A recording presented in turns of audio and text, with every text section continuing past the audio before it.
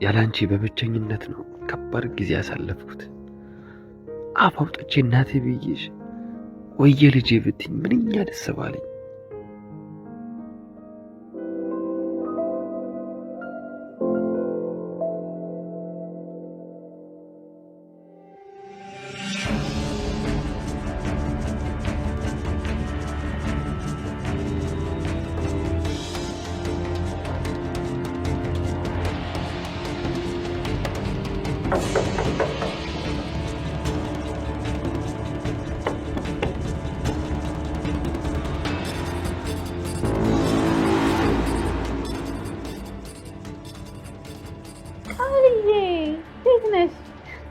ቆየሁ አይደል?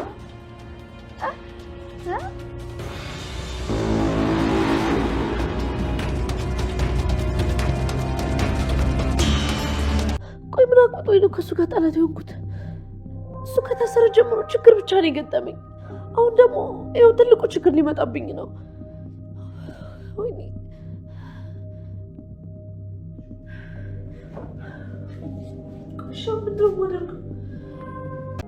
ደግሞ ሳልነግርሽ አንድ ጥሩ ዜና አለኝ። ምን? በጣም ጥሩ ዜና አለኝ። ስትሰሚው ደስ ይልሻል። ምንድነው? ንገሪኝ። አጎትሽ ሊፈታ ነው። ምን ሆነሽ ነው? ደነገጥሽ? ምን? በኃይሉ ሊፈታ ነው? አዎ። ምን ነው ደነገጥሽ?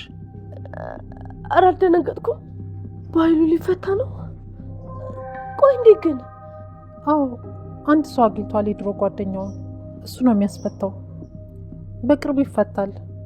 ላንቺም ደግሞ መልእክት ልኮልሻል። ምን? መጀመሪያ እንደተፈታው አንቺ ነው መጥቼ የማይሽ ብሏል። ምን? የምር እንደዛ ነሽ? በጣም ጥሩ ነው። በጣም ደስ ይላል። በጣም ደስ ይላል። ምን ሆነሽ ነው? እኔ ልጅ እየተንቀጠቀጥሽ እኮ ነው። በጣም ደንግጠሻል። ምንድን ነው? ደስታው ነው እናቴ። በጣም ደስ ብሎኛል። ሰላም ውዴ ቻናል የቤተሰቦች እንዴት ናችሁልኝ? እንኳን ወደ እኔ ቻናል በሰላም መጣችሁ። ደህና ናችሁ ወይ?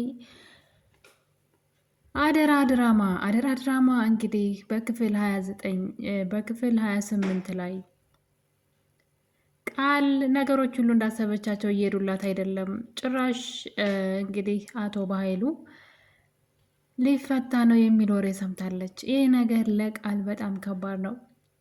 ቃል ሁሉን ነገር ብቻዬን እቆጣጠራለሁ ብላ እንግዲህ ደፋ ቀና እያለች በጣም ደስተኛ ሆና ባለችበት ሰዓት ደስታዋን ውሃ የሚከልስ ነገር ሰላም ነገረቻት።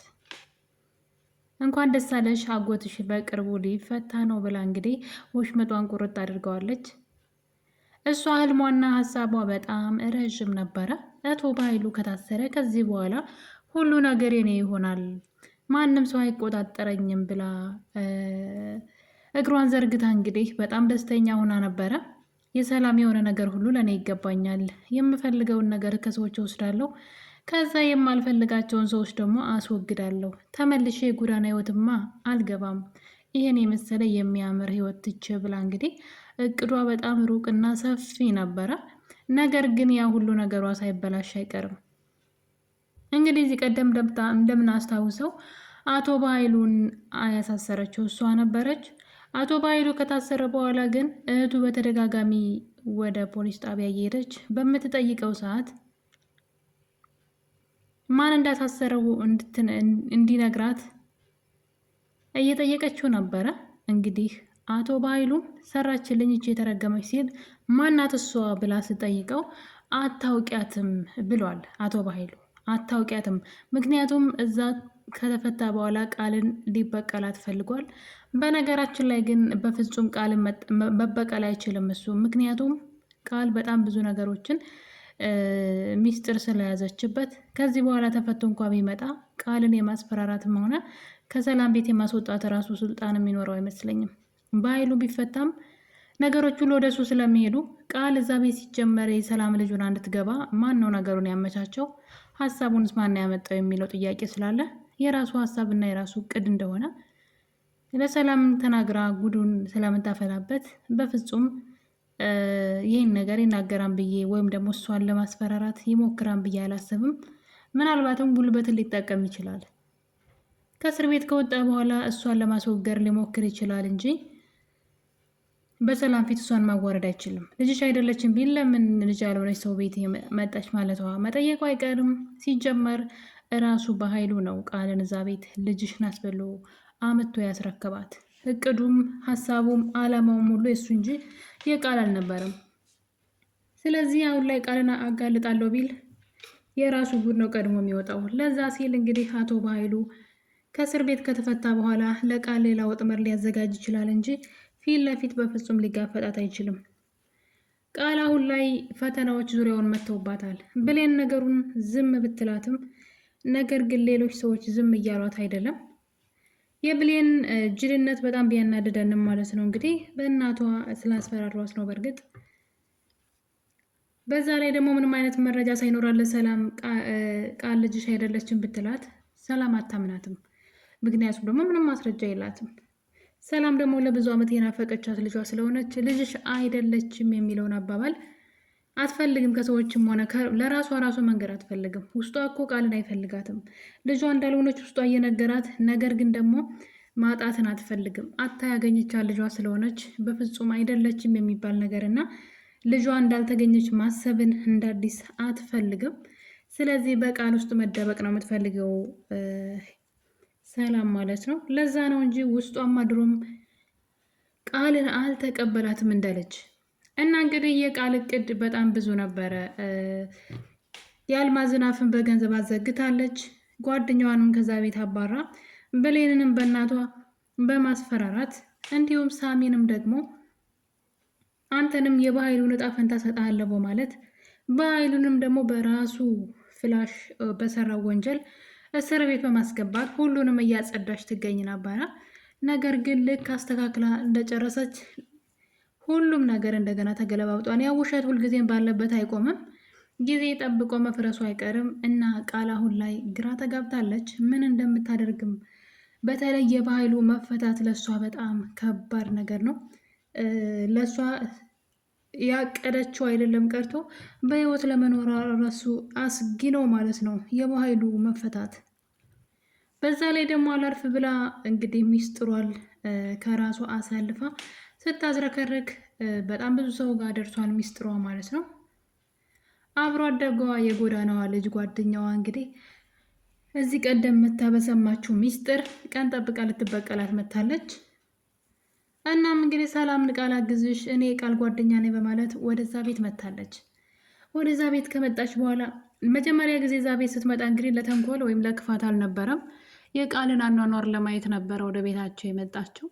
እናም እንግዲህ ቃል በጣም የሚያምር ህይወት እንደምትኖር የእሷ ያልሆነን ህይወት ግን ተንደላቃ እየኖረች እንደሆነ ስላወቀች፣ በዛ ላይ ደግሞ ከዛ ቤት እንደ ውሻ አንቋሻ ስላባረረቻት በያዘችው ሚስጥር ቀን ጠብቃ ልትበቀላት መታለች። የጓደኛዋ ሀሳብ እንግዲህ አንቺ የምትኖሪውን ተንደላቃሽ የምትኖሪውን የውሸት ህይወት የአንቺ ያልሆነን ህይወት እኔም መኖር እፈልጋለሁ፣ ያለዛ ግን አንቺ የእሷ ልጅ እንዳልሆንሽ ጉድሽን አወጣዋለሁ በማለት ስታስፈራራት እያየን ነው። ልጅቷ የምትፈልገው እዛ ቤት መኖር ነው፣ ሰላም ቤት። ልክ ሁለቱም የጎዳና ልጆች ናቸው። በነገራችን ላይ እንግዲህ አስቡት፣ አብሯችሁ ሲኖር የነበረ ሰው የራሱ የእሱ ያልሆነን ህይወት የሰውን ህይወት ቀምቶ ተንደላቆ ሲኖር ስታዩ እንግዲህ በዛ ላይ ደግሞ እናንተን የነበረበትን ትላንትናውን ረስቶ እናንተን መልሶ የሚያንቋሽሻችሁ ከሆነ ያደረገችው ነገር ልክ ነው ብዬ እላለሁ። እንደውም እሷ የፎከረችው ሚስጥርሽን አወጣዋለሁ ነበር ያለችው። በአሁኑ ግን እንደዛ አይደለም። ሚስጥሩን ማውጣት አይደለም የምትፈልገው፣ በሚስጥሩ አሳባ ሰላም ቤት መኖር ነው የምትፈልገው። ተንደላቃ እሷ የምትኖረውን ህይወት እንግዲህ ልጅቷ በድጋሚ ሰላም ይዛት በመጣች ሰዓት ቃል እንዳየቻት ነበር የደነገጠችው። የነገረቻት ሚስጥር ሁሉ ነበር ትዝ ያላት። በመጨረሻም እንግዲህ እሷን ስታያት ስትርበተበትና ስትፈራ ሰላም ታያትና ምን ኩነሽ ነው እንደዚህ የምትወኙ ብላ ስትጠይቃት እናቷን ለብቻ ወስዳ እንግዲህ ይች ልጅ ስለ እኔ መጥፎ ነገር ብትነግርሽ እንዳታምንያት፣ በዛ ላይ በጣም መጥፎ ሌባና ጭበርባሪ ናት፣ ስለዚህ ከዚህ ቤት አባሪያት ብላል እናቷን እንግዲህ ሰላምን ማለት ነው። ቶሎ ብላ አእምሮዋን በመጥፎ ነገር ትሞላትና ሰላምም የምር መስሏት ድንገት የመኝታ ቤቱን በር ከፍታ ወደ ሳሎን ስትሄድ ነበረ። ልጅቷ ሪሞት ፍለጋ ወደ መሳቢያው ስትገባ እጅ ከፍንጅ የተያዘችው። በዛ የተነሳ እንግዲህ ቃልዬ ያልሽው ነገር እውነት ነው፣ ይች ልጅ ሌባ ናት ብላ ከቤት እንድትወጣላት እንግዲህ እንድታባርራት ትወስናለች ማለት ነው። በዚህ ቅጽበት ነበር እንግዲህ ጓደኛዋ ስለ እኔ መጥፎ ነግረሻት ነው ወይ ሰላም እንደዚህ ባንዴ የተቀየረችብኝ ስትላት፣ አዎ ሌባና አጭበርባሪ እንደሆንሽ ነግሬያታለሁ፣ ስለ እኔ ምንም ብታያት አታምንሽም ብላ እንግዲህ ቃል እንደለመደችው አፏን መክፈት ትጀምራለች። ልጅቷ የዛን ጊዜ ብልጥ ትሆንና እዚህ ቀደም ምንም መረጃ አልያዝኩብሽም፣ አሁን ግን መረጃ ይዘብሻለሁ ትልና ስልኳን እንግዲህ በመክፈት ሪከርድ ታደርጋታለች። በመጨረሻም እንግዲህ ቃል ሄደች ስለ እኔ ልጇ እንዳልሆንኩ ብትነግሪያት አታምንሽም፣ ስለ አንቺ መጥፎ ነገር ስለነገርኳት ምንም አይነት ማስረጃ የለሽም፣ ሂጅና አሁኑ ንገሪያት ብላ እንግዲህ ቃል ለመፎከር ትሞክራለች። ጓደኛዋም እንግዲህ በጣም ጥሩ እኔ ነግሬያት ላሰማኝ ትችላለች፣ አሁን ግን የተናገርሻትን ነገር እንደምታምንና እንደማታምን እኔ ብላ እንግዲህ በሪከርዱ ነው ያስፈራራቻት። እቃዬን ጠቅልዬ እዚህ ቤት እመጣለሁ ዛሬውኑ፣ ያጠፋሽውን ስሜን ቶሎ ሄደሽ አስተካክይ፣ ለሰላም ጥሩ ሰው እንደሆንኩኝና በዛ ላይ ደግሞ እዚህ ቤት ከአንቺ ጋር ማይሆር እንደምፈልግ ንገሪያት ብላ እንግዲህ ስታስጨንቃት እያየን ነው።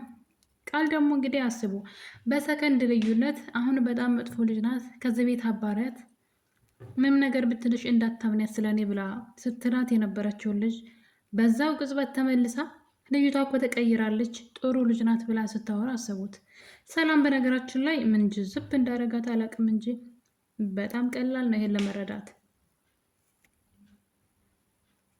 የቃል ላይ የሚታየው እንደዚህ አይነት ፍርሃትና መደነባበር ምንድን ነው ብላ ለሰከንድ እንኳን ለምን መጠርጠር እንዳልፈለገች ሰላም አላውቅም። ሰላም ግን አውቃ የተኛች ነው የምትመስለኝ እንጂ በዚህ መጠን በዙሪያው ያሉ ሰዎች ስለ እሷና ስለ ልጇ ጠንቅቀው ሲያውቁ እሷ ግን ለትንሽ ነገር እንኳ በትንሿ እንኳ ለመጠራጠር እየሞከረች አይደለም።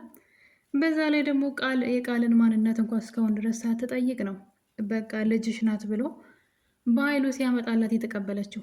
የት እንደነበረች ማን እንዳሳደጋት እንዴት እንዳደገች እንኳን ስትጠይቃት እያየን አይደለም። ስለዚህ ሰላም ሆን ብላ ነው ነገሩን ሁሉ የተወችው። በዛ ላይ ደግሞ አልማዝም ሙታለች ተብሎ እንግዲህ የብሌን እናት አሁንም እስር ቤት ውስጥ ትገኛለች። ምክንያቱም ደግሞ ብሌን በደወለችው የስህተት ስልክ ምክንያት ማለት ነው ወንጀል ልጠቁም ነው ብላ ወደ ፖሊስ ጣቢያ ከደወለች በኋላ ሰላም የነገረቻትን ነገር አስታውሳ እንግዲህ ስልኩን ተሳስቼ ነው ብላ ዘግታ ነበረ። በዛ የተነሳ የሲሙን ያወጡበት ሰዎች ስም አድራሻ ስለተገኘ የብሌን እናት ታስራለች። ብሌን እናቷ ስትታሰር እንግዲህ ዝም ብላ እያየች ነበረ። ማለት እሷ ናት እንግዲህ የደወለችው በስልኩ። ሰውን ያክል ነገር ገላ ሰላም በሰላም እየኖረች ነው። እሷም ደግሞ ምን አስባ እንደሆነ አላውቅም ከደወለች በኋላ ተሳስቼ ነው ትላለች። አይጥ እኮ አይደለም የገደለችው ሰውን ነው። እንግዲህ አልማዝ ሞታ ቢሆን አሁን እንደዚህ ነው ወይ የሚቀጥሉት? እንደዚህ ነው ወይ ማለት ሚስጥሩ ነው ምናምን የሰውን ነፍስን ያክል ነገር ገለው የማይመስል ነገር ለሚስት አትንገር ይባላል። እና የብሌን ነገር በጣም ነው ያስገረመኝ። ሌላው እንግዲህ ሳሚ ነው። ሳሚ በጣም መልካም ነገር እያደረገ ይገኛል አሁን ላይ። ሳሚ ከመጀመሪያው መጥፎ ሰው ሆኖ ሳይሆን በኃይሉ ሲጨቁነው እና ሲያሰቃየው ስለኖረ ለዛ ነበረ መጥፎ ሰውና በቀልተኛ የሆነው።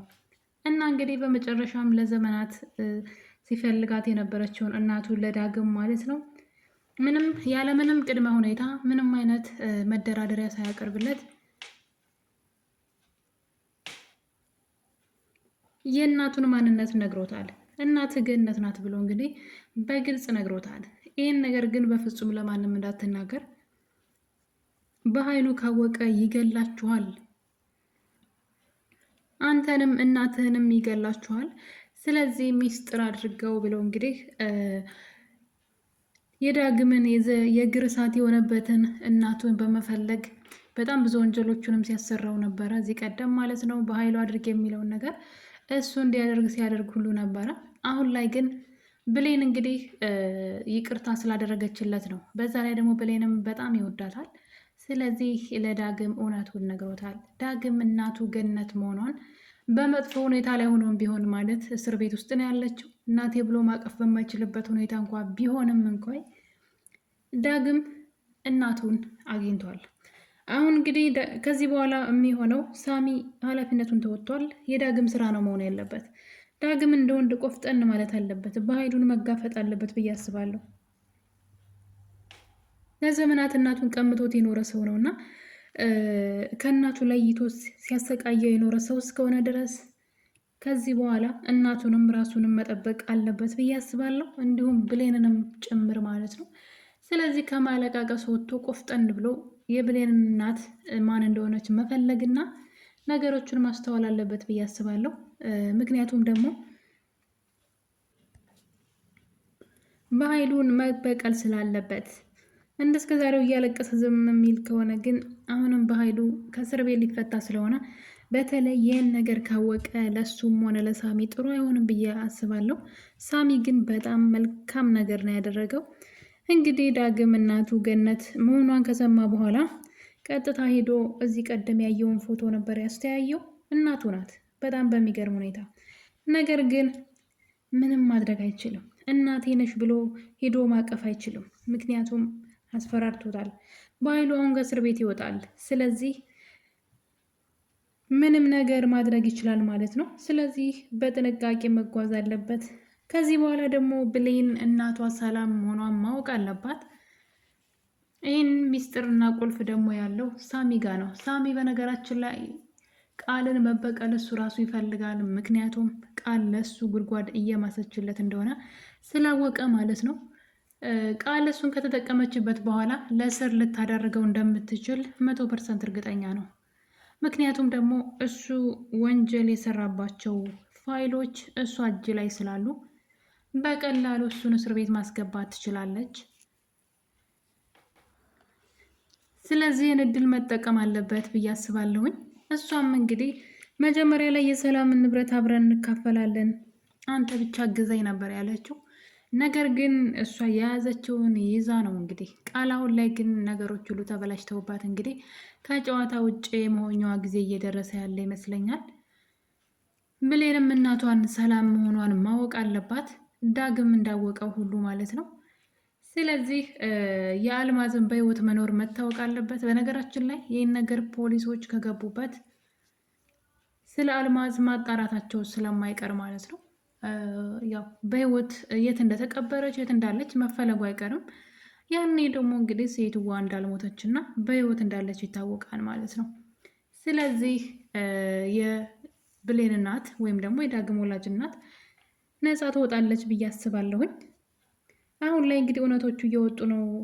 ሁሉም ነገር ወደ ነበረበት ወደ እውነት እየተቀየረ ይገኛል። ብሌን እስካሁን ድረስ ግን እናቷ ሰላም መሆኗን አላወቀችም። በቀጣይ ክፍል እንግዲህ ምናልባት ሳሚ ለብሌን የሰላም ልጅ እንደሆነች ሊነግራት ይችላል ብዬ አስባለሁ። ውድ ቤተሰቦች የዛሬን አበቃን። በቀጣይ እስከምንገናኝ ቸር ቆዩልኝ።